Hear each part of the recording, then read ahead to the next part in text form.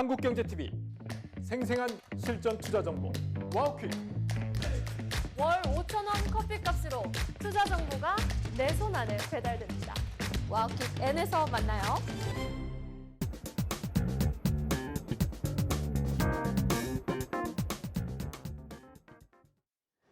네, 시장을 조금 더 깊게 바라보면서 전략을 짜보는 시간입니다. 오늘 이 시간은 그로스힐 자산운용의 김태용 대표와 함께하겠습니다. 어서 오세요. 네, 안녕하십니까. 네, 일단은 새해 출발이 아주 좋습니다. 코스피는 연 이틀 사상 최고가를 경신하고 있는데 올해 2026년 증시 전반적으로 긍정적으로 전망하고 계시나요? 어떻습니까? 네, 아무래도 그렇게 볼 수밖에 없네요. 네. 왜냐하면은 이 연초에 5일간 상승했을 때 그 연간 상승하는 확률이 상당히 높습니다. 한 70%에서 80% 정도 됩니다. 네. 예, 그렇기 때문에 시작 자체가 강하게 좋게 시작했던 것도 긍정적인 거고요. 그리고 이제 올해 전체적으로 봤을 때도 시장이 정치적으로나 유동성 측면에서나 다 유리합니다. 그래서 그거를 좀 말씀을 드리면은 미국 먼저 보면은 미국 같은 경우는 일단은 파월 의장이 6월 달까지 해서 페드 의장이 바뀌는, 그래서 이제 페드 정책 자체는 도비시할 수밖에 없고요. 두 번째로는 잘 아시다시피 11월에 중간 선거가 있잖아요. 그러면은 중간 선거에서 공화당이 승리하려면은 트럼프 특성상 봄에서 한 여름까지는 어떤 경기 진작을 해야 될 것 같고요. 결국은 이제 소비 쿠폰 같은 거를 또 뿌릴 것 같습니다. 그래서 이제 전체적으로 유동성 공급이 많이 될 거고요. 네. 그리고 이제 마지막으로 한국 같은 경우도 총선이 있습니다. 예, 그래서 한국도 총선이 있고 미국은 중간 선거가 있고, 그리고 미국이 중간 선거가 있었을 때 제가 50년 동안 뒤져보니까 거의 70% 확률로 그런 해에는 올랐습니다. 그래서 총 12번 중에 8번이 오른 그런 사례가 있기 때문에 전체적으로 긍정적인 환경입니다. 네, 상당히 긍정적으로 봐주셨습니다. 그런데 지난해에도 코스피가 75% 오르는 동안 코스닥도 물론 좋았죠. 하지만 네. 또 상대적으로 상승률이 좀 적었잖아요. 36%도 대단한 수치이긴 하지만, 그리고 출발도 지금 코스피 대형주를 중심으로 가고 있다 보니까 코스닥은 과연 어느 정도나 선전할 수 있을 것인가, 이 부분도 초미의 관심사가 될 텐데 올해는 코스피 대비해서 코스닥이 조금 더 선전할 수 있을까요? 혹은 대형주 장세가 계속해서 이어질까요? 상반기는 대형주 장세가 이어질 수 있는데요. 전반적으로 연간으로 보면은 키 맞추기는 될 것 같아요. 그래서 올해는 코스닥이나 코스피나 비슷하거나 또는 경우에 따라서 종목 장세가 이루어질 경우는 코스닥이 더 약진할 수 있는데요.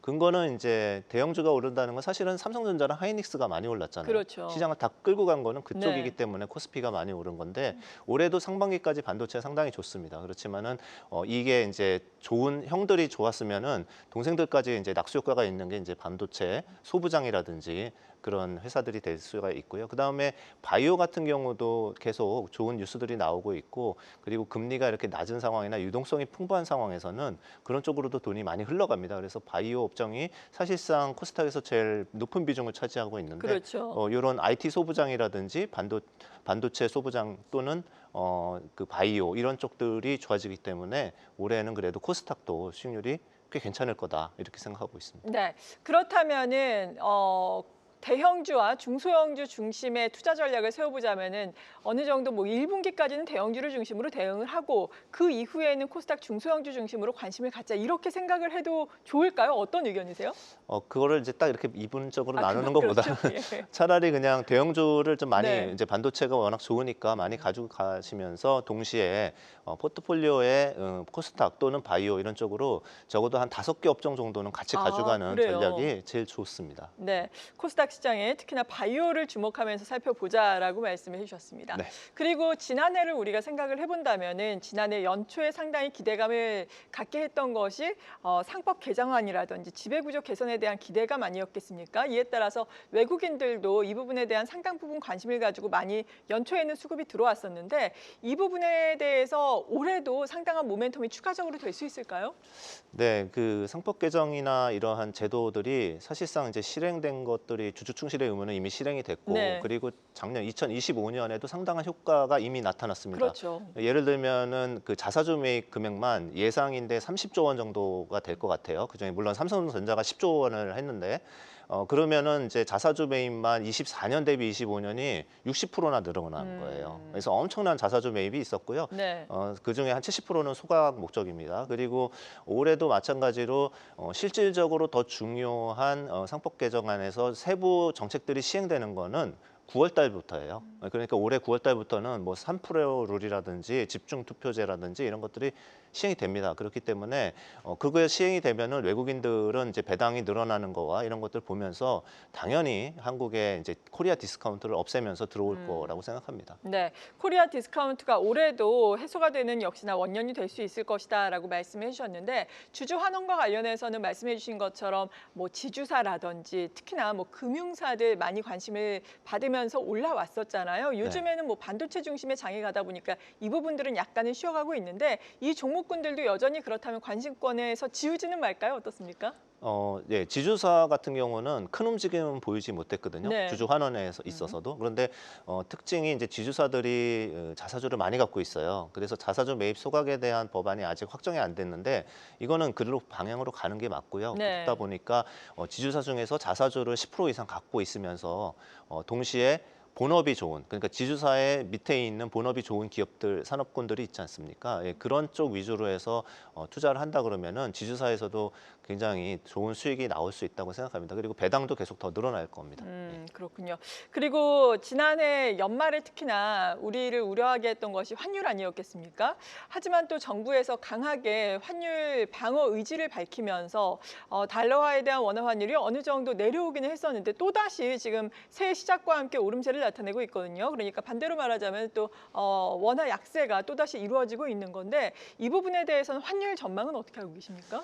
사실 저희는 환율 전망을 안 합니다. 안 하는 게 아니라 예. 못 합니다. 왜냐하면은 양쪽이 같이 움직이는 거거든요. 그래서 한국과 미국이 같이 움직이는 이 양방향을 다 맞춰야 되는데 불가능합니다. 그래서 그거보다는 메커니즘에 대해서 좀 말씀을 드리고 싶습니다. 네. 그래서 여러분께서도 같이 이거를 확인하시면은 충분히 강세로 가거나 약세로 가는 걸 아실 수 있을 텐데 첫 번째로는 이제 경상수지나 이제 성장률이 제일 중요하고요. 그리고 그 다음에 통화 발행량 이런 것도 되게 중요한데 왜 그러면은 최근 이제 특히 이제 작년 하반기에 왜 원화가 이렇게 약세로 갔느냐를 보면은요. 네. 우리나라에서 통화 발행량이 미국보다 더 많았어요. 그래서 M2 증가율이 M2로 볼게요. 네. 광의 통화인 M2로 봤을 때 한국은 8%가 늘었습니다. 네, 그런데 이제 미국은 한 4% 정도 늘어났거든요. 그러니까 우리가 이제 그 소비 쿠폰도 주고 그랬잖아요. 그렇죠. 그런 식으로 해서 우리가 발행량이 많았다. 첫 번째. 그 다음에 두 번째로는요. 더 중요한 거는 이제 경상수지 흑자랑 또 자본수지 흑자를 다 합쳐서 봤을 때 달러가 더 많이 나갔냐 아니면은 원화가 더 많이 수요가 있었냐 이걸 봐야 되는데 특히 작년 하반기에는 달러가 굉장히 더 달러 수요가 훨씬 많았습니다. 예. 그래서 이제 작년에 이제 아직 클로징이 안 됐는데 이제 경상수지 흑자가 1,000억 불 정도 될 것 같아요. 그러면은 역대 최고입니다. 왜냐하면 네. 반도체 수출 너무 또는 좋았죠. 가격이 너무 좋았기 때문에 보통은 연평균 한 50조 원 정도 흑자를 내면은 되는데 우리가 이제 150조 원 흑자를 이루는 해거든요. 작년이. 올해도 좋을 겁니다. 네. 예, 그런데도 불구하고 그럼 이렇게 좋은데 왜 원화가 약세로 갔지를 보면은 해외로 이제 주식 투자, 증권 투자된 것들이 국제 수지에서 보니까 전체적으로 한 1,500억 불 정도 그러니까 200조 원이 넘었고 그다음에 많긴 많네요. 예, 비트코인을 산 거에 이제 제가 그건 뉴스에서만 네. 확인을 했는데 한 150조 원 정도 됩니다. 그러니까 거의 300조 원을 넘는 정도의 금액이 150조 원이 들어왔는데 네. 300조 원 넘는 금액이 자본수지에서 빠졌어요. 네. 그러다 보니까 이제 달러 수요가 많았다, 원화가 네. 약세로 갔다라는 부분이 되겠습니다. 그래서 이제 이런 메커니즘을 봤을 때는 그러면은 올해는 어떻게 될 거냐? 저는 잘은 모르겠지만 박스권이 되지 않을까? 1,400원에서 1,500원 사이가 되지 않을까? 이제 이렇게 생각하는 게 올해도 반도체 수출은 굉장히 좋거든요. 그래서 전체적으로 경상수지 흑자가 좀 유지가 많이 되는데 반면에 주식 투자, 해외 주식 투자 늘린 거에서 작년만큼 확 늘리진 않을 것 같거든요. 네. 이미 많이 하고 있다라는 그렇죠. 거죠. 그렇기 때문에 어떤 국제 수지에서 이제 크게 불리한, 그러니까 자본 수지에서 불리한 부분은 없다. 이런 부분을 보기 때문에 박스권으로 예측해 보겠습니다. 네, 그러니까 전반적으로 보자면 원화 약세는 계속해서 기조상 이어질 것이지만 그 수준은 지금 정도의 수준이다, 박스권이다 이렇게 생각을 해도 되는 건가요? 네, 그렇습니다. 네, 올해도 정부의 코리아 디스카운트 해소를 위한 노력은 계속해서 이어집니다. 대표적으로 또 MSCI 선진지수 편입을 위해서 올해 또 외국인 통합계좌의 개설 주체 제한이 폐지가 된다 이런 소식이 있는데 이게 구체적으로 어떤 건가요? 저도 몰랐었는데 이거 찾아보니까 네. 외국인들이 지금 한국 주식을 사려고 그러면은 대형 증권사, 글로벌 IB들이 국내 증권사랑 연계해가지고 그래서 국내 증권사 통해서 주식을 사는 거였더라고요. 그런데 이제 이거를 이제 정부가 개정을 하게 되면 어떻게 되냐면 자산, 미국에 있는 자산운용사라든지 아니면은 개인들도 그냥 중소형 증권사를 통해서도 바로 살 수 있는 하나의 계좌에 통해서 그냥 바로 네. 살 수 있는 이런 그 개정이 되겠습니다. 그래서 허들이 좀 올라갔다고 보고요. 그리고 MSCI에 한국이 선진국 지수로 편입되지 못하는 이유들이 외환인의 문제라든지 이런 계좌의 문제라든지 이런 여러 가지들이 있습니다. 근데 그런 것 중에서 걸림돌이 하나 제거가 됐고 네. 그러다 보면은 차차 어떤 외환 시장이 시간이 늘어난다든지 이런 추가적인 어떤 개정을 통해 가지고 MSCI 선진국 지수로 한 뭐 2, 3년 안에 들어갈 수 있지 않을까 이렇게 생각이 듭니다. 그래서 긍정적인 뉴스입니다. 네, 앞서서 주주환원과 관련해서도 외국인 투자가 늘어날 수 있을 것이다라고 말씀해 주셨는데 앞으로 말씀하신 것처럼 2, 3년 내에 MSCI 선진지수에 편입이 된다면은 외국인 투자가 더욱더 늘어날 수 있겠죠? 예. 네, 지금으로 봤을 때는 이 이머징 마켓에서 우리 비중이 12%가 넘어서 네. 나가는 돈도 굉장히 많아요. 그런데 선진국 지수에서 한 1.5% 정도 되거든요. 그런데 들어오는 금액으로 봤을 때 비슷합니다. 비슷한데 중요한 거는 흔들림이 별로 없다라는 거죠. 네. 왜냐하면은 이머징 마켓 지수에 있다고 보면은 그 헤지 펀드들이 투기 수요들이 확 들어갔다 확 빠졌다 이런 부분들이 많거든요. 이제 그런 부분에서는 좀 더 그 선진 지수에 들어가면 안정적인 그런 국가가 될 거다. 이런 긍정적인 측면이 있습니다. 네. 그리고 업종 측면에서 다시 한번 좀 짚어보면 좋을 것 같은데 앞서서 반도체 장세 지속될 것이지만 그래도 바이오 종목들 눈여겨봐야 한다라고 언급을 해주셨고 그러니까 반도체 중심으로 좀 가겠지만 결국에는 확산이 이루어지면서 말씀하신 것처럼 뭐 바이오라든지 이런 성장주, 가치주로의 확산도 이루어질 것이다. 이렇게 생각을 하면 되겠죠? 네네. 바이오하고 중소형주에서는 IT 소부장 네. 좋게 보이고요. 그다음에 뭐 현대차와 같은 가치주도 좋게 보이는데요. 바이오는 이제 그 종목들이 많잖아요. 네. 워낙 많은데 이제 저희가 생각했을 때는 저희는 뭐 기관이다 보니까 좀 보수적이기도 하지만 우리가 플랫폼을 갖고 있는 그런 기업들 위주로 좀 봐야 된다 이렇게 생각하고 있습니다. 그래서 예를 들면은 정맥 주사를 맞다가 피하 주사를 맞는다. 네. 이러면 주사 한 방에 그냥 끝나는 거거든요. 그렇죠. 그런 SC 제형을 하는 회사, 알테오젠 이런 거 잘 알고 계신 거고, 또는 뭐 예를 들면은 이제 그 BBB 셔틀이라고 그래가지고 우리가 신약을 쓰면은 이 뇌 알츠하이머나 종양, 뇌종양이 있는데 못 올라가요. 네. 왜냐하면은 이 뇌는 워낙 중요하기 때문에 다른 모르는 약물이 들어오면은 그걸 막아버립니다. 근데 그거를 통과시킬 수 있는 플랫폼이 또 있거든요. ABL 바이오가 하는 이런 이중항체 플랫폼이라든지 네. 이런 식으로 우리는 신약을 개발하기가 굉장히 힘들어요. 미국 회사들이 하는 겁니다. 신약은. 그런데 신약을 가지고 그거를 태워가지고 도달시키는 전달 물질 이런 쪽 이런 플랫폼 기술이 있는 것들은 상대적으로 안전하고 여러 가지 다른 다국적 기업들과 또 얘기를 할 수가 있는 확장성이 있다라는 측면에서 긍정적으로 보이고요. 제가 현대차를 왜 또 말씀드렸냐면은 지금은 관심 없으신데 가만히 보면은 이제 현대차의 휴머노이드가 사실은 아틀라스라고 그래서 현대차 공장에서 실제 일을 하고 있습니다. 투입이 네. 돼서 하고 있고 이게 이제 훈련을 통해서 이제 확장이 되겠죠. 그런 부분이 있고 현대차의 자율주행도 지금 많이 공개가 안 돼 있지만은 올해 중에 많이 공개가 될 겁니다. 그러다 보면은 포트폴리오 자체가 현대차가 테슬라랑 포트폴리오가 똑같네라는 걸 언제 딱 보실 수 있을 거예요. 그래서 그 시점이 되면은 현대차 7배 밸류에이션은 테슬라에 비해서 너무 낮다라는 네. 이런 의견도 생길 수 있을 것 같아서 좀 재밌게 선제적으로 좀 말씀드려봤습니다. 네, 말씀하신 기업들 오늘 또 마침 또 네. 상승을 하고 있는 상황입니다. 제약 바이오들도 사실 장 초반에는 코스닥이 약간 지지부진하게 출발을 했었는데 말씀해 주신 두 종목을 중심으로 지금 오름폭을 확대를 하면서 코스닥도 0.75%까지 오름세를 키우고 있는 양상입니다. 그리고 반도체에 대해서도 앞서서 말씀해 주셨는데 최근에 삼성전자, SK하이닉스 계속해서 증설에 대한 이야기도 나오고 있잖아요. 네네. 이에 따라 볼 수 있는 뭐 소부장이라든지 이 밖에 볼 수 있는 소부장 업체들은 어떤 게 있다고 보십니까? 네, 뭐 좋은 말씀이신데 그 예를 들면은 전공정 장비들이 지금 한참 들어가 있고 네. 테스트 장비들도 들어가야 되고 그 다음에 핵심 머티리얼이 들어가는데 머티리얼 마지막에 들어갈 건데 그래서 장비 업체를 먼저 보는 게 좋습니다. 그래서 지금 이제 주목할 만한 장비 업체들은 테스라든지 원익 IPS 또는 이오테크닉스와 같은 테스트 장비라든지 이런 부분들 뭐 상당히 우량한 기업들입니다. 네. 그래서 그런 쪽에 낙수 효과가 분명히 떨어지고요. 지금 이제 전체적으로 하이닉스랑 삼성전자가 60만 장, 70만 장 정도 월 캐파인데 이게 10% 이상씩 늘어나고 있거든요. 그래서 이것도 오랜만에 나타나는 증설이기 때문에 이런 낙수 효과가 분명히 있다 이렇게 보고 있습니다. 네, 그렇다면은 이 같은 장비주들도 사실 뭐 원익 IPS 같은 경우에는 오늘 52주 최고가 또 강하게 경신을 하고 있거든요. 언제까지 볼 수 있을까요?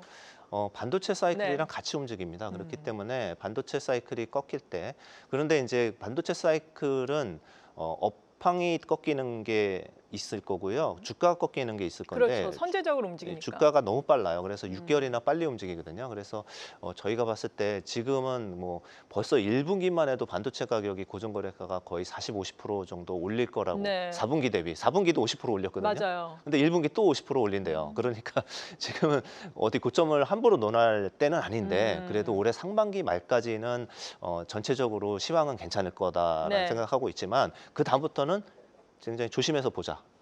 그렇게 말씀드리겠습니다. 일단은 상반기 말까지는 충분히 네, 유망하게 네. 보면서 지켜볼 수 있을 맞습니다. 것이다. 슈퍼 네. 사이클은 이어지니까. 네. 하지만 선제적으로 주가는 움직이니까 그 이후에는 좀 주의해서 살펴보자라고 말씀을 해주셨습니다.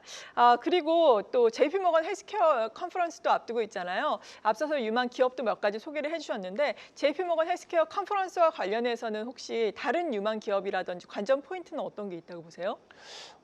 제가 이제 JP모건 그 컨퍼런스뿐만 아니라 사실은 한 달에 한 번씩 계속 컨퍼런스가 있어요. 네, 뭐 제약관련 종양학회, 쪽에서. 무슨 예. 알츠하이머 학회 계속 있습니다. 그래서 그런 것들이 있을 때마다 비만 학회 다 있는데 지금 그런 것들은 좀 지나갔고 JP모건 때는 제가 뭐 스케줄 어떤 기업이 어떻게 발표하는지는 확인을 안 했는데 네. 아까 말씀드린 것처럼 뭐 리가켄 바이오라든지 ABL 바이오, 알테오젠 이런 핵심주 위주로 가면은 좋을 것 같아요. 여전히? 예, 네. 예, 예. 그렇다면 마지막으로 2026년 투자 전략을 제시를 해주신다면 어떻겠습니까? 예, 올해는 제가 이제 긍정적으로 많이 말씀을 드렸는데 사실상 좀 변동성도 좀 많은 해일 네. 것 같습니다. 그래서 이제 전체적으로 상고하저라는 의견이 많아요. 그런데 모두 그렇게 의견을 내면은 사실 약간 또 반대로 갈 수도 있어요. 그래서 저는 이제 올해 주목할 포인트 중에서 리스크만 조금 점검하고 넘어갈 텐데요. 네. 두 가지를 말씀드리겠습니다. 첫 번째는 기업단에서는 AI 빅테크 회사들이 투자 규모를 굉장히 구도를 크게 얘기를 해놨는데 이게 좀 축소가 되면은 실망감. 예, 실망감이 커질 겁니다. 굉장히 커지고 너무 크게 발표를 해놨기 때문에 이런 부분들이 조금만 둔화되더라도 약간 발적적인 이런 모습이 있을 수 있고요. 두 번째로는 매크로 단에서는 미국의 실업률이 중요한데요. 네. 지금 4.6인데 5% 정도 가면은 그때는 전반적으로 굉장히 조심해야 될 그런 시기라고 생각하는데 지금은 아닙니다. 그렇지만은 이런 걸 생각을 하고 염두에 두고 있다가 그때 체크하는 포인트로 보고 하반기 언제 저희는 이제 4분기부터는 조금 진짜 정말 조심하자. 왜냐하면 그때는 중간 선거도 거의 끝나갈 무렵이거든요. 그래서 이제 그때는 조금 다시 봐야 될 것 같습니다. 그 전에 또 나와서 또 말씀드릴게요. 기대해야겠습니다. 네, 네. 오늘 이 시간 2026년 투자 전략에 대해서 집중적으로 점검을 해봤습니다. 그로스힐 자산운용의 김태용 대표였습니다. 감사합니다. 네, 고맙습니다.